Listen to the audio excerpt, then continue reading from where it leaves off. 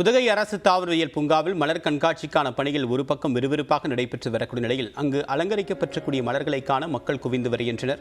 விவரங்களுடைய நிகரார் நம்முடைய செய்தியாளர் ஐயாசாமி, விவரம் என்ன? இது போன்ற ஏற்பாடுகள்லாம் செய்யப்பட்டிருக்கு.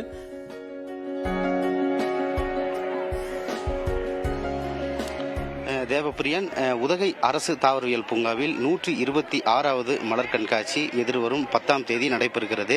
இதற்காக பூங்காவை தயார்படுத்தும் பணியில் தோட்டக்கலைத்துறையினர் ஈடுபட்டுள்ளனர். குறிப்பாக ஒவ்வொரு ஆண்டும் உதகை அரசு தாவரவியல் பூங்காவில் மலர் கண்காட்சி நடத்தப்படுவது வழக்கம்.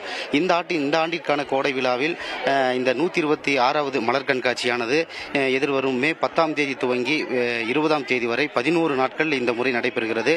அதாவது இந்த 126 ஆண்டுகளில் முதன்முறையாக உதகை அரசு தாவரவியல் பூங்காவில் 11 நாட்கள் இந்த மலர் கண்காட்சி நடைபெற உள்ளது. இதற்காக தான் பூங்கா தற்பொழுது தயார்படுத்தப்பட்டு வருகிறது. 35,000க்கும் மேற்பட்ட மலர் தொட்டிகளில் பூத்துள்ள மலர்களை மாடங்களில் அடுக்கும் பணிகள் விறுவிறுப்பாக நடந்து வருகிறது. குறிப்பாக இந்த கண்ணாடி மாளிகை முன்பும் பெரணி இல்லம் முன்பும் காட்சிப்படுத்தப்பட்டுள்ள மலர் தொட்டிகளை பூங்கா ஊழியர்கள் மாடங்களில் அடுக்கி வருகின்றனர். அதேபோல் மலர் கண்காட்சிக்காக அலங்காரங்கள் தயாரும் செய்யப்பட்டு வருகிறது. குறிப்பாக அந்த கம்பிகளை கொண்டு அந்த உருவங்கள் வடிவமைக்கும் பணி என்பது நடந்து வருகிறது. இதனால் பூங்கா முழுவதும் இந்த மலர் கண்காட்சிக்காக ஏற்பாட்டில் தயாராகி வருகிறது. ஏராளமான சுற்றுலா பயணிகள் அதிகாலை முதலே இந்த பூங்காவில் குவிந்து பல இடங்களில் வைக்கப்பட்டுள்ள மலர்களை கண்டு ரசித்து வருகின்றனர். தற்பொழுது நம்முடைய ஒரு சுற்றுலா பயணிகள் குடும்பத்தினருடன் அவர்களிடம் தற்பொழுது கேட்கலாம். அக்கா, சொல்லுங்க, எங்க இருந்து வரீங்க? உங்க பேர் என்ன? எப்படி இருக்கு கார்டனுங்க? நாங்கள் திருப்பூர்ல இருந்து வரோம். இங்க சம்மர் குழந்தைகளுக்கு லீவ் விட்டுருக்காங்க. சரி, அப்படியே டூரிஸ்ட் ஸ்பாட் மாதிரி இதை ஊட்டி தேர்ந்தெடுத்து வந்திருக்கிறோம் நாங்கள் ஃபேமிலியா. கிளைமேட் நல்லா இருக்கு, நல்லா சில்லுன்னு இருக்காங்க. சம்மருக்கு ரொம்ப ஹாட்டா இருந்துச்சு, வீட்லயே இருக்க முடியல. அங்க எங்கேயும் டூரிஸ்ட் ஸ்பாட் கொஞ்சம் சம்மருக்கு இது கொஞ்சம் ஊட்டி நல்ல பிளேஸா இருக்கு. நல்லா இல்ல டிஃப்ரெண்டா நாங்க ரோஸ்லாம் வீட்டுல வாங்க பாத்துருக்கோம். அந்த மாதிரி இந்த குட்டி குட்டியா தான் பாத்துருக்கோம். இங்க ஒவ்வொரு பூவும் நல்லா பெருசா நல்லா கியூட்டா இருக்கு. பாப்பாங்களாம் நல்லா ஆச்சரியமா பட்டாங்க. இந்த மாதிரி கலர்லாம் இருக்கான்னு சொல்லிட்டு நல்லா ஆச்சரியமா பட்டாங்க குழந்தைங்கன்னா. இன்னும் போட் ஹவுஸ் போகணும், தொட்டபெட்டா எல்லாம் போகணும். 7th ஹில்ஸ் எல்லாம் கொஞ்சம் போதும்.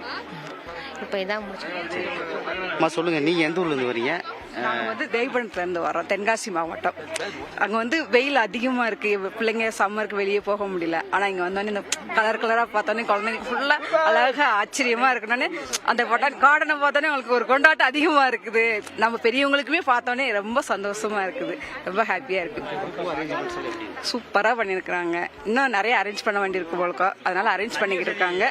தண்ணி இன்னும் கொஞ்சம் குடிக்கிறதுக்கு கொஞ்சம் ஏற்பாடு பண்ணி கொடுத்தாங்கன்னா வெயிலுக்கு கொஞ்சம் இதமா இருக்கும். ஆனா அந்த அளவுக்கு தெரியல, இருந்தாலும் சூப்பரா இருக்கு. நல்லா சூப்பரா பண்ணி கொடுத்துருக்காங்க.